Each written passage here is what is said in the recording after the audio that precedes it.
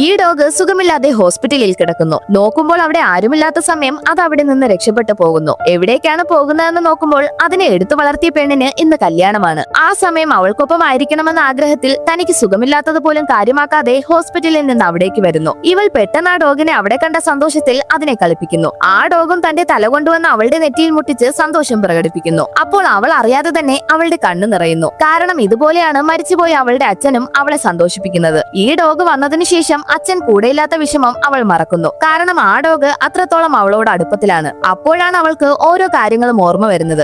ആദ്യമായി ആ ഡോഗ് അവരറിയാതെ വീടിനകത്ത് കയറി അവളുടെ അച്ഛൻ സ്ഥിരം ഇരിക്കുന്ന ചെയറിൽ കയറിയിരിക്കുന്നു. അത് കണ്ട അമ്മ അതിനെ പുറത്തു കൊണ്ടാക്കുന്നു. പക്ഷെ എത്രയൊക്കെ ഓടിച്ചു വിട്ടാലും അത് അവരെ വിട്ടു പോകാതെ അവരുടെ പുറകെ എല്ലായിടത്തും ഫോളോ ചെയ്തു പോകുന്നു. അതുകൊണ്ട് അവൾ അതിനെ വീട്ടിലേക്ക് കൊണ്ടുവരുന്നു. പക്ഷെ അമ്മയ്ക്ക് അത് ഇഷ്ടമാവുന്നില്ല. വീണ്ടും അതിനെ പുറത്തു കൊണ്ടാക്കുന്നതിനായി അടുത്തേക്ക് വരുന്നു. പക്ഷെ അത് ദേഷ്യത്തിൽ അവരെ നോക്കി കുരയ്ക്കുന്നു. പേടിച്ചുപോയി അവർ പുറകിലേക്ക് നീങ്ങുന്നു. അടുത്ത നിമിഷം അവർ നിന്ന സ്ഥലത്ത് മുകളിൽ കിടന്ന ഫാൻ പൊട്ടി വീഴുന്നു. അതുകൊണ്ട് ആ ഡോഗ് അവരെ രക്ഷിക്കാനാണ് കുരച്ചതെന്ന് മനസ്സിലാവുന്നു. അന്നു മുതൽ അമ്മയും ആ ഡോഗിനെ അക്സെപ്റ്റ് ചെയ്യുന്നു. അത് വന്ന ദിവസം മുതൽ ഒരു ദിവസം പോലും അവളെ സങ്കടപ്പെടുത്താതെ സന്തോഷിപ്പിക്കുന്നു. അതിനുശേഷം ഒരു ദിവസം അവരുടെ റെസ്റ്റോറന്റിനകത്ത് മഴവെള്ളം കയറി നാശനഷ്ടമുണ്ടാവുന്നു. അമ്മ സാധനങ്ങൾ മാറ്റിക്കൊണ്ടിരിക്കുമ്പോൾ ആ ഡോഗ് കുറെ നേരമായി നിർത്താതെ കുരച്ചുകൊണ്ടിരിക്കുന്നു. എന്തിനാണ് കുരയ്ക്കുന്നതെന്ന് നോക്കുമ്പോൾ ഒരു വയർ പൊട്ടി വെള്ളത്തിൽ വീഴാൻ പോകുന്നു. ഇവൾ ഉടനെ അമ്മയെ രക്ഷിക്കുന്നതിനായി വെള്ളത്തിലേക്ക് ഇറങ്ങുന്നു. അപ്പോഴേക്കും ആ വയർ പൊട്ടി വെള്ളത്തിൽ വീഴുന്നു. പക്ഷെ അവർക്കൊന്നും സംഭവിക്കുന്നില്ല. എന്താണ് കാര്യമെന്ന് ആലോചിക്കുമ്പോൾ ആ ഡോഗ് കിച്ചണിൽ എന്തോ തട്ടിയിടുന്ന ശബ്ദം കേൾക്കുന്നു. ഓടി വന്ന് നോക്കുമ്പോൾ അച്ഛൻ മാത്രം യൂസ് ചെയ്യുന്ന മെയിൻ സ്വിച്ച് ആ ഡോഗ് എങ്ങനെയോ മുകളിൽ കയറി ഓഫ് ചെയ്തിരിക്കുന്നു.